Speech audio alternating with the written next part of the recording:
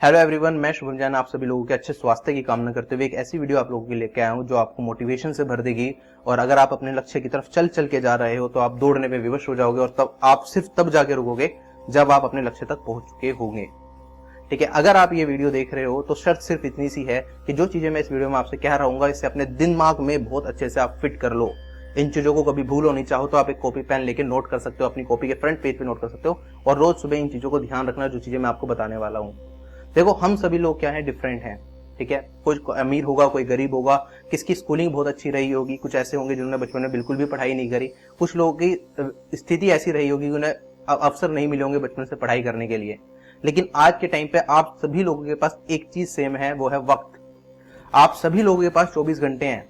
कुछ ऐसे पर्सन होंगे जो इन 24 घंटों को कुछ इस तरह से इस्तेमाल करेंगे कि कल वो एग्जाम में फोड़ रहे होंगे, एग्जाम में टॉप कर रहे होंगे। और कुछ लोग ऐसे होंगे वक्त को इस तरह से बर्बाद करेंगे कि एग्जाम में सिलेक्शन तो दूर, वो टियर 1 को भी क्वालिफाई नहीं कर पाएंगे। वो एग्जाम में बस ऊपर ऊपर से देखते ही रह जाएंगे और सिलेक्शन उनके हाथों से ऐसे निकल जाएगा उन्हें पता भी नहीं चलेगा।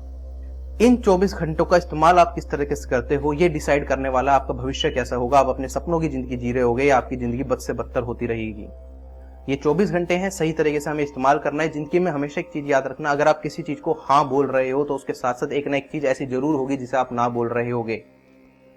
अगर आप आज ये डिसाइड करते हो कि मुझे एक वेब सीरीज देखनी है जो 5 से 6 घंटे की है, तो कहीं ना कहीं आप अपनी पढ़ाई को ना बोल रहे हो। जो आपने शेड्यूल सोचा होगा कि मैं दिन में 8 घंटे पढ़ूंगा, 10 घंटे पढ़ूंगा, उस शेड्यूल को ब्रेक करने की बात कर रहे होगे। जो आपने अपनी उम्मीदें जगाई होंगी, जो आपने अपना लक्ष्य बनाया होगा, आप उस लक्ष्य को ना कर रहे होंगे।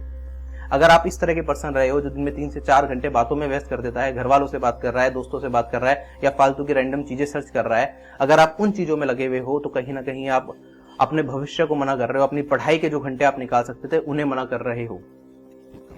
अगर कल आपके एक दोस्त का जन्मदिन हो जाता है और वो आपको मूवी के लिए पूछता है, लेकिन वो मूवी कुछ इस तरीके से है कि जो आपके शेड्यूल है उसे ब्रेक कर सकती है, आप उसमें 2 घंटे की मूवी और 2 घंटे जाने आने में लगा देते हो, 4 घंटे आप उस मूवी में व्यस्त कर देते हो, तो 4 घंटे में जो आपको सेक्शन कवर करना था, जो आपको एक टॉपिक की क्लास लेनी थी, जो आपको एक चैप्टर पढ़ना था, आप उसे ना कर रहे होगे और हो सकता है एग्जाम में उससे क्वेश्चन बन जाए और आपके 2 नंबर कट जाए।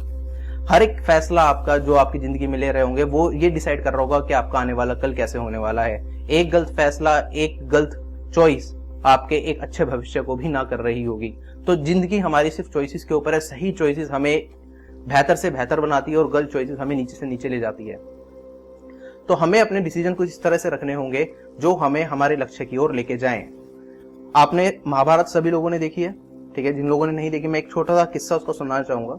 गुरु द्रोण थे, ठीक है, कौरवाज पांडवाज सारे के सारे बैठे हुए थे, ठीक है। तो टारगेट दिया गया कि एक पेड़ है, पेड़ के ऊपर एक पंछी बैठा हुआ है, उसकी आंख में निशाना लगाना था। तो जितने भी कौरवाज थे पांडवाज से एक करके सब आए। गुरु द्रोण ने सबसे पूछा कि तुम्हें क्या दिखाई दे रहा है। किसने कहा मुझे पेड़ दिखाई दे रहा है, किसने कहा मुझे चिड़िया दिखाई दे रही है, ठीक है। सिर्फ एक अर्जुन ऐसा था जिसने कहा उसे चिड़िया की आंख दिखाई दे रही है। क्या आपको पता है आपका लक्ष्य क्या है? क्या आपको सिर्फ अपना लक्ष्य दिखाई देता है या रैंडम सारी चीजें दुनिया भर की दिखाई दे रही होती हैं? यूट्यूब पे फालतू की जो रील्स चल रही हैं वो दिखाई देती है, इंस्टाग्राम रील्स दिखाई दे रही होती हैं, जो नई नई वेब सीरीज लॉन्च की जा रही है वो दिखाई दे रही होती है, मार्वल की जो नई मूवीज आ रही है वो दिखाई दे रही होती हैं। आपको ये चीज समझनी पड़ेगी कि अगर आपको अपने लक्ष्य तक पहुंचना है तो आपका रास्ता बिल्कुल स्ट्रेट होना चाहिए, बिल्कुल सीधा रास्ता आपको अपनाना है। आप अपने रास्ते से भटक नहीं सकते।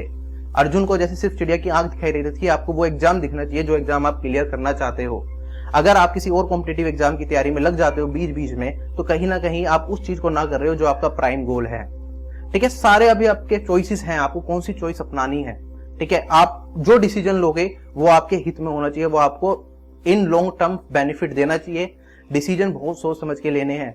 अगर आप एक स्टूडियस स्टूडेंट भी रहे हो, ठीक है, आपने चारों सेक्शन आपको एसएससी सीजीएल एग्जामिनेशन के कवर करने हैं।